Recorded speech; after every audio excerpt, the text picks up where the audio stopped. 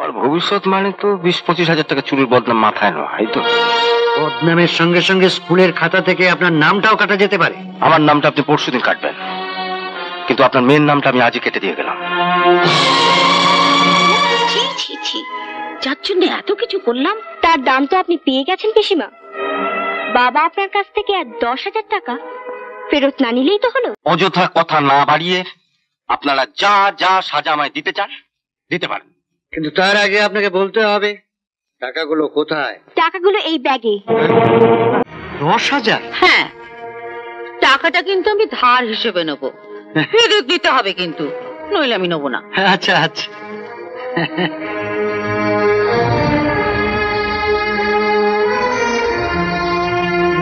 না না, হাসলে চলবে না। আগে বলুন টাকাটা আপনি ফেরত নেবেন, নইলে আমি নেবো না। কিন্তু এই টাকাটার কথা আমার ভাই কিংবা আমার স্বামী কেউ যেন জানতে না পারে। এই রাখ। না না, কেউ জানবে না। সত্যি আপনি আমাদের জন্য যা করছেন। দাঁড়ান, আগে বিয়েটা দিয়ে দি। ওই হরপচ্চাত মাস্টার আর ওই পুরো চাকরটা যেভাবে পিছনে লেগেছে। একটা কথা বলি মা, তুমি সেই পুরনো ফর্মুলা যাচ্ছ। এখন ছেলে পটানোর যেসব নতুন ফর্মুলা চালু হয়েছে। নতুন ফর্মুলা? হ্যাঁ, প্ল্যান করে যদি টুকুর সঙ্গে তরুণের একটা করে দিতে পারি, তাহলে এর পরে বিয়ে। কিন্তু তরুণদা তো আমাকে সহ্যই করতে পারে না, দেখলেই মুখ ঘুরিয়ে নেয়। যাতে মুখ না ঘোরাতে পারে সেই ব্যবস্থাই আমায় করতে হবে। আজ বিকেলে তুমি দক্ষিণ পাড়ার বাগানে চলে আসবে, আমি তরুণকে পটিয়ে পাটিয়ে নিয়ে যাবো। নান্টুদা, হ্যাঁ তুমি ক্যামেরা নিয়েছো কেন গো? সেটা ছবি তুলবো। খুব ভালো করেছো, আমাকে একটা ছবি দিও। আচ্ছা দেবো। আগে কি বলবো? হ্যাঁ ঠিক তো।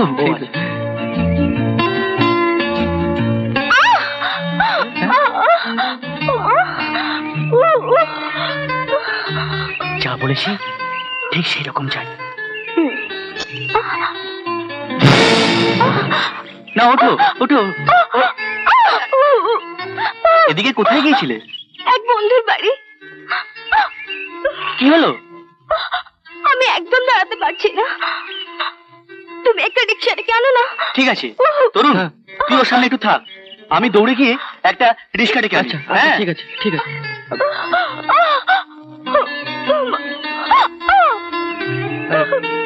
খুব ব্যথা করছে? ভীষণ ভীষণ ব্যথা করছে। মুচকে গেছে বোধহয়। দাঁড়াও, পাটা একটু টেনে দিই।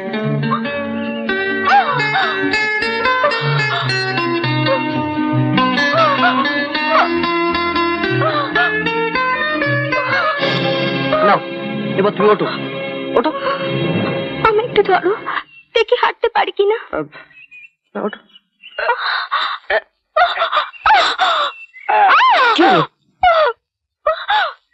আমি একদম দাঁড়াতে পারছি না। পাটা বোধহয় তাহলে তোমার ভেঙেই গেছে। যাক, দূর, তোমার চাল একটুও কাজে লাগলো না, আমার উপর আরো রেগে গেল। আরে রাগ থেকে তো অনুরাগ আসে। নীল আকাশের কোণে কি বৃষ্টি নামে? আগে আকাশের কোণে এক টুকরো মেঘ জমবে, সেই মেঘটা একটু একটু করে আকাশটাকে ছেয়ে ফেলবে, তারপরেই শুরু হবে বিদ্যুতের চমক আর বৃষ্টি। সেদিন তুই ওইভাবে গদাধর বাবুর সঙ্গে কথা না বললেও পারতিস। আমার যখন কপাল মন্দ তখন কি আর করা যাবে। তোমরা যদি বলো এই সংসারকে বাঁচাতে, আমি ওই গদাধর বাবুকে বিয়ে করতে রাজি আছি বাবু। আমি কি তোকে তাই বললাম? বলছিলাম আমি কি করে বুঝবো বলো, হঠাৎ এভাবে বৃষ্টি নেমে সব তালা বন্ধ হয়ে যাবে। আমি তো ভেবেছিলাম আর 4 দিন পর তো গদাধর বাবু আসবে, তখন কি করবে? কি আবার করবো? যতই ঝড়জল হোক শহরে একবার যেতেই হবে। পোস্ট অফিসে মাস্টারদের মাইনেগুলো সব জমা পড়ে আছে, ঠিক সময় না আনতে পারলে ওগুলো সব ফেরত চলে যাবে। মাইনে না হলে মাস্টারদের চলবে কি করে? আপনি একটা কাজ করতে পারেন মাস্টারদা, আপনি বরঞ্চ বাবার থেকে টাকাটা নিয়ে মাইনেটা দিয়ে দিন, তারপর না হয় বৃষ্টি কমলে 2-1 হাজার টাকা হলে তাই করতাম। অতগুলো টাকা তারপর যাচ্ছি না বলে যদি টাকাটা ফেরত চলে যায়। মুশকিল হয়েছে যে বড়বাবুর আবার শরীরটা তো খারাপ, টাকা আনতে গেলে তো দোকানে যেতে হবে, ব্যাংকে যেতে হবে, তো ওনার তো। বাবাকে আমি কতবার বলেছি যে দোকানে একটা বিশ্বাসী লোক রাখো, সপ্তাহে নয় একবার গিয়ে হিসাবটা নিয়ে আসবে। আজকের বাজারে বিশ্বাসী লোকেরই তো বড় অভাব। আর তাছাড়া তোমার বাবার ব্যবসা মানে তো কাঁচা টাকার ব্যাপার। তা অবশ্য ঠিক। যাক, আমি চলে। দাঁড়ান মাস্টার মশাই, তুমি একটু বাইরে দাঁড়াও গো ছোট দাদা বাবু। মাস্টার মশাইয়ের সঙ্গে আমার একটা প্রাইভেট কথা আছে। বলছিলাম মানে আপনি তো শহরে যাচ্ছেন, যাবার পথে জগৎবল্লভপুর পড়বে, তো ফেরার পথে রূপা দিদিমণি কি একবার নিজের চোখে দেখে আসবেন নাকি? হ্যাঁ, কথাটা মন্দ বলে না, তবে কি পরিচয় যাবো? ও রূপা দিদিমণি তো এখানে ওখানে পালা গান গায়, জিজ্ঞেস করলে বলবেন আমি শ্যামপুর গ্রামের হাই স্কুলের হেডমাস্টার। তো আমাদের গ্রামে কিছুদিন আগে রামের বনবাস পালা হয়েছে। তা আপনার মেয়ের অভিনয় দেখে আমি একবার মুগ্ধ হয়ে গেছিলাম। ভেবেছিলাম অভিনন্দনটা সেখানেই জানাবো। তো এত ভিড় না। ওই দলের ম্যানেজার রঘু, না রঘুদাস না, নারুগোপাল। তো ওনার কাছে জানলাম আপনার এই জগৎবল্লভপুরেই থাকেন। এসেছিলাম শহরে একটা কাজে, ভাবলাম ফেরার পথে অভিনন্দনটা জানিয়ে যাই। আরে করো কি করো। আরে আপনি মাস্টার মশাই, শিক্ষা বিতরণ করেন। আপনাদের মতো মানুষের আশীর্বাদের মূল্য অনেক। আশীর্বাদ করুন, হতভাগী যেন সুখী হয়। এসে অব্দি আপনি দাঁড়িয়ে আছেন, বসুন। না আজ আর বসবো না মাসিমা। আকাশের অবস্থা তো দেখছেন, কদিন ধরে যা চলছে। প্রতি মাসে আমাকে এদিকে আসতে হয়, এলেই একবার দেখা করে যাও। আমাদের বাড়িতে প্রথম এলেন, অন্তত চা একটু খেয়েছেন? আমরাও 4 জন আছি, আমরাও যেন একটু ভাগ পাই। চা খেয়েই আমরা টাকাটা নিয়েই চলে যাব, আপনাদের বেশি সময় নষ্ট করব না। আপনি তো দেখছেন কদিন ধরে কিরকম বৃষ্টি নেমেছে, আমাদের পালাগুলো সব বাতিল হয়েছে। এখন তো গাইগুই করলে চলবে না, কথা তো ছিল। হ্যাঁ মানছি, আমি কথা দিয়েছিলাম, কিন্তু অকালে যে এভাবে বৃষ্টি নামবে। তুমি যেমন ভাবনি যে অকালে বৃষ্টি নামবে, আমিও তো ভাবিনি যে আমার বউটা 5-5টা দুধের শিশুকে আমার কাঁধের ওপর চাপিয়ে দিয়ে অকালে চলে যাবে। আমাদের দুজনের মধ্যে কেমন যেন একটা মিল রয়ে গেছে। এখন মিলনটা হয়ে গেলেই বৃষ্টিতে তোমার পালা বন্ধ হতে পারে, কিন্তু বিয়ে তো হতে পারে। কার বিয়ে? কার আবার? আমার। ও আপনার কি মাথা খারাপ হয়ে গেছে? আপনার সঙ্গে ওর বিয়ে হবে? উনি আমাদের বাড়িওয়ালা, আমার কাছ থেকে 10 মাসের ভাড়া পান। উনি বলেছিলেন আজ যদি টাকাটা না দিই উনি রূপাকে বিয়ে করবেন। বাপ হয়ে মিথ্যে বলবো না, রূপা ওনাকে কথা দিয়েছিল আজকের মধ্যে টাকাটা দিতে না পারলে এই বুড়োটাকে বিয়ে করবে। আপনি আবার এর মধ্যে নাক গলাতে আসছেন কেন? কথা যেখানে হয়ে গেছে, টাকা যখন ওরা দিতেই পারবে না। পারবে? হ্যাঁ। আপনার 10 মাসের ভাড়া কত? ওই 80 টাকা করে মাসে হলে। 800 টাকা? আগে হ্যাঁ, ওই 800। রসিদ এনেছেন? এনেছি, আমি সঙ্গে করেই এনেছি। Thank you. তাহলে ওটা বার করে 10 মাসের ভাড়া রসিদ কাট।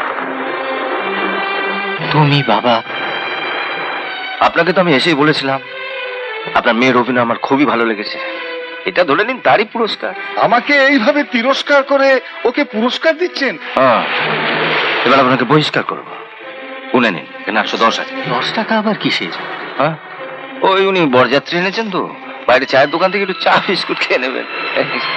এরপরও যদি বাড়ি ভাড়ার টাকা বাকি পড়ে, আবার বরযাত্রী নিয়ে আসবেন। যান এখন। বলছিলাম কি, তাহলে বিয়েটা? কই মাসিমা, চা খাওয়াবেন বলেছিলেন? হ্যাঁ বাবা, আমি আনছি। তা বাবা, তুমি তো স্কুলের হেডমাস্টার, স্কুলের কোনো বেয়ারা টেয়ারার চাকরি খালি নেই? আপনি এই অসুস্থ শরীর নিয়ে? শরীর আমার ঠিকই আছে বাবা, মনটা ভেঙে চুরমার হয়ে গেছে। একটা চাকরি যদি দিতে মাসে মাসে তোমার টাকাটা। ঠিক আছে, আমি ওর দাদার মতো। আমি যখন আপনাদের সংসারের সঙ্গে জড়িয়ে গেলাম, দেখা যাক কি করা যায়। কি করা যায় মানে? জীবনে এই সুযোগ কখনো পাবেন? স্কুলের মাস্টারদের টাকা নিয়ে বাস স্ট্যান্ড থেকে এতটা পথ উনি হেঁটে আসবে, এই সুযোগে আপনার কিছু চেলা চামুন্ডাকে পাঠিয়ে ব্যাগ থেকে যদি ছিনে নিতে পারেন। আপনি স্কুলের সেক্রেটারি, স্কুলের টাকা চুরির দায়ে ওই মাস্টারকে স্কুল থেকে তাড়াতে আপনার কোনো অসুবিধা হবে না। আর ভাববার সময় নেই, যা করবার তাড়াতাড়ি করুন। যাদের পাঠাবেন তারা যেন এই গায়ে ছেলে না হয়।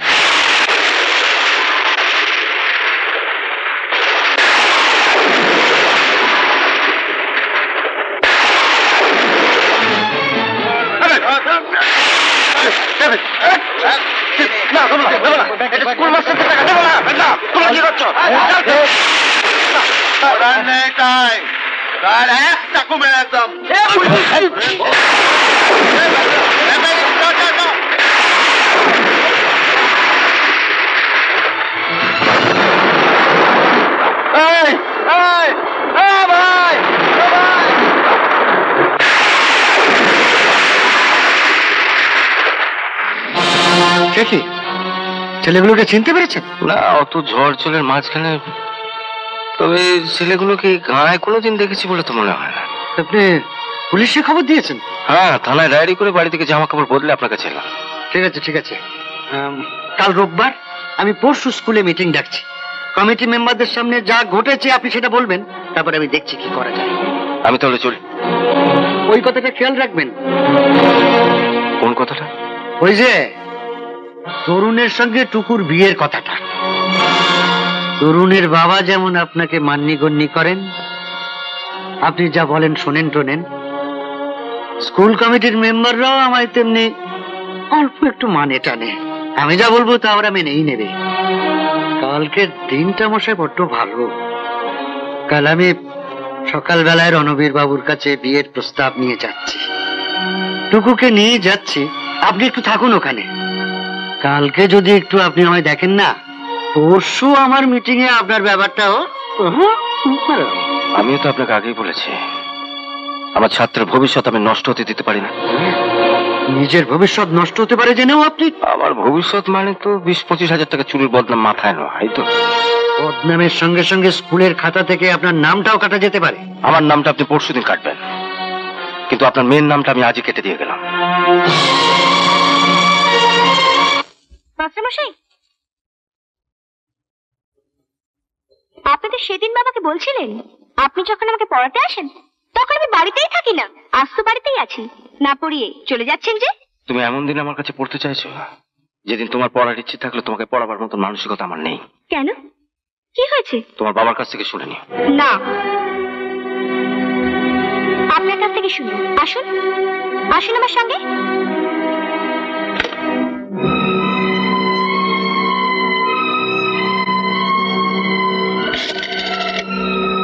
আচ্ছা মাস্টারমশাই, তরুণদার সঙ্গে আমার বিয়ে হতে পারে না কেন? আমি কি খুবই খারাপ মেয়ে? টুকু, তোমাকে তরুণকে দুজনকে আমি পড়াই। অনেক ছেলেবেলা থেকে আমি তোমাদের দেখে আসছি। তোমাদের দুজনকে আমি স্নেহ করি। তবে কেন আপনার আপত্তি? তোমাদের দুজনের চরিত্র একদম আলাদা। ও কত শান্ত আর তুমি বেপরোয়া। আর তাছাড়া থামলেন যে? ইদানিং আমি একটা কথা জানতে পেরেছি, তরুণ রূপা বলে একটি মেয়েকে গ্রামের বনবাস পালায় যে সীতা সাজে। তুমি জানলে কি করে? নান্টুর কাছ থেকে জেনেছি। টুকু, ছেলেবেলা থেকে আমি তোমাকে দেখে আসছি। লেখাপড়া হয়তো তোমার মন নেই, কিন্তু তোমার বুদ্ধি নেই এটা আমি বিশ্বাস করি না। জোর করে কারোর কাছ থেকে কিছু ছিনিয়ে নেওয়ার মধ্যে হয়তো বাহাদুরি থাকতে পারে, কিন্তু নিজেকে বঞ্চিত করে অন্যকে পাইয়ে দেওয়ার মধ্যে যে মহত্বটা আছে সেটা তুমি নিশ্চয় মানবে। আমি তোমায় কিছু বলবো না, তুমি নিজের বিচার বুদ্ধিতে ঠিক করে নিও কোনটা তোমার কাছে বেশি পছন্দ। তোমার বাবার ক্ষমতার বলে পাওয়া বাহাদুরি, না নিজের স্বার্থ ত্যাগের বিনিময়ে পাওয়া মহত্ব। ঠিক আছে, আমি যাই। তোমার সঙ্গে হয়তো আর কখনো দেখাই হবে না। ভগবানের কাছে প্রার্থনা করি তুমি সুখে থাকো, ভালো থাকো। কাল আপনি তরুণদাদের বাড়ি যাবেন না? না, ভাবছি যাবো না। কোন মুখে উনি আসবেন?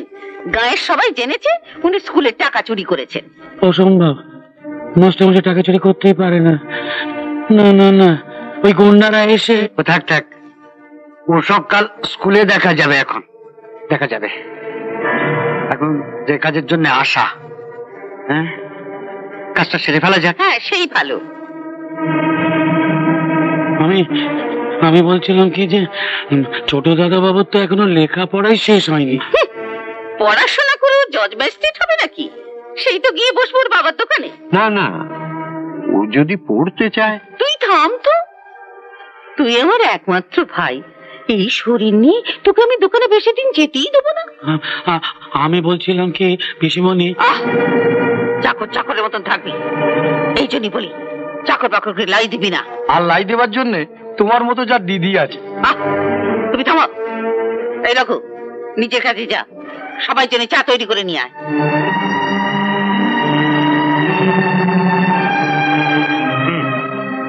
তাহলে আপনাদের অনুমতি নিয়ে শুভ কাজটা শুরু করা যাক। হ্যাঁ হ্যাঁ, আর দেরি করবেন না। রণবীর বাবু, আমি কিন্তু আজকে বিয়ের কথাবার্তা একদম পাকা করে। টুকু একটা আংটি এনেছে, ওটাও তরুণের আঙুলে পরিয়ে দেবে। টুকু, আংটিটা তরুণের আঙুলে পরিয়ে দে। আজ পূর্ণিমা, দিনটা ভালো। আমি বলছিলাম কি, কথা যেমন হয়ে রইল থাক। তরুণের ইচ্ছে অনিচ্ছে। তুই থাম তো বাবু, ওইটুকু বাচ্চা ছেলে, তার আবার ইচ্ছা অনিচ্ছার কি আছে? আমরা গুরুজনরা যা মনে করবো তাই হবে। যা ঠিক করা তোমরাই ঠিক করো, আমি যাচ্ছি। না কাকা বাবু, আপনার ইচ্ছে থাক বা না থাক, এই সময়টা আপনাকে এখানে থাকতেই হবে। আমি কত আশা নিয়ে এসেছি।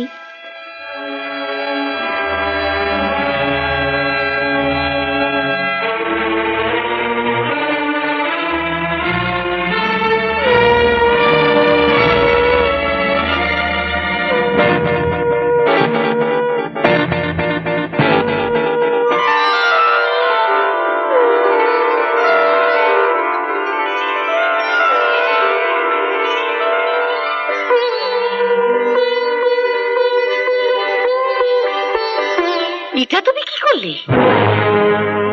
আমার যা করা উচিত ছিল। তাই বলে তুই? আজ শুধু পূর্ণিমা নয় বাবা, আজ রাখি পূর্ণিমা। তরুণদাকে আমি ছোটবেলা থেকেই দাদার মতো দেখে আসছি।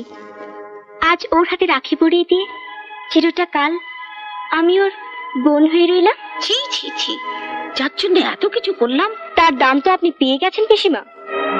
বাবা আপনার কাছ থেকে 10,000 টাকা ফেরত না নিলেই তো হলো। 10,000 টাকা? হ্যাঁ, আমার সঙ্গে তরুণদার বিয়ের ব্যবস্থা করে দেবেন বলে উনি ঘটকালি হিসেবে আগাম টাকাটা। মোটেই না, ও টাকা আমি তোমার বাবার কাছ থেকে আমার স্বামীর ওষুধ কেনার জন্য ধার নিয়েছি। 10,000 টাকার ওষুধ? তা আমার জন্য কেনা ওষুধগুলো কি তুমি আর তোমার ছেলে মেয়ে মিলে গিলেছো? ছি ছি ছি দিদি, জামাইবাবুর ওষুধের জন্য তোমার টাকার দরকার পড়েছিল, আমাকে বলতে পারতে তুমি। না, চুরি আমি করিনি। আপনাদের কতবার বলবো, ঝড় জলের রাতে 4-5 জন ছেলে আমার সব কেড়ে নিয়েছে। আচ্ছা তপন বাবু, প্রতি মাসে আপনি শহরে টাকা আনতে গিয়ে বিকেল 3টের মধ্যে ফেরেন। পরশু হঠাৎ এত দেরি হলো কেন? এত বছর তো আপনি টাকা আনেন, কই এত দেরি তো কোনোদিন হয়নি। ওই সময়টা আপনি কোথায় গিয়েছিলেন? অযথা কথা না বাড়িয়ে আপনারা যা যা সাজা আমায় দিতে চান দিতে পারেন। হ্যাঁ, সাজা ও তো আপনি পাবেন, কে? কিন্তু তার আগে আপনাকে বলতে হবে টাকাগুলো কোথায়। টাকাগুলো এই ব্যাগে। এই ব্যাগ তুমি কোথায় পেলে? আমার বাবার জয়ারে। পরশু ঝড়জলের রাত্রে হঠাৎ দেখলাম 4-5টা গুন্ডা মতো ছেলে এই ব্যাগটা নিয়ে বাবার ঘরে ঢুকলো। আরে কাজটা হয়েছে কিনা বল না। দাদা, মালটা বুঝে নিন। মাস্টার মশাই তোদের চিনতে পারিনি তো? আরে না না, 1 মিনিটে কাজ হাসিল করে পালিয়ে এসেছি। কাক পক্ষীও টের পাইনি। দিন চলি। চললাম দাদা।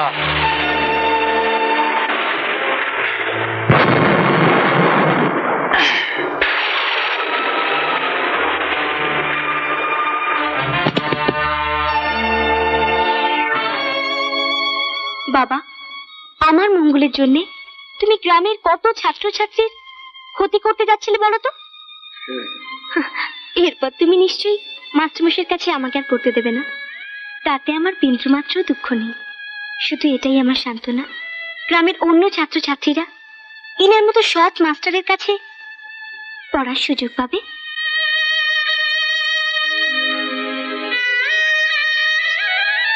মাস্টারমশাই, পরশুদিন রাত্রে মাত্র 10 মিনিটে আপনি আমায় যে শিক্ষা দিয়েছেন তা পাথেয় করেই আমি আমার বাকিটা জীবন কাটিয়ে দিয়ে যাব। আর আজ এই 10 মিনিটে মেয়ে হয়ে আমি আমার বাবাকে যে শিক্ষা দিয়ে গেলাম, জানি না গ্রামের মহামান্য এমএলএ ভবিষ্যতে সেটা কাজে লাগবে কিনা।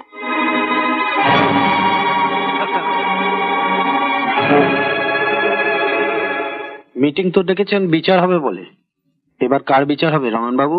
আপনাদের কাছে আমার বিনীত অনুরোধ, এই 4 দেয়ালের মধ্যে যা ঘটলো সেটা যেন এই 4 দেয়ালের মধ্যেই বন্দী থাকে। এটা নিয়ে আমরা বাইরে কোনো রকম আলোচনা করব না। স্কুলের সব শিক্ষকরা বাইরে অপেক্ষা করছে, আপনি মাইনেটা দিয়ে দিন। এমন আরো অনেক ভিডিও দেখতে এই চ্যানেলটি সাবস্ক্রাইব করে নিন এবং পাশের বেল আইকনটি প্রেস করে দিন।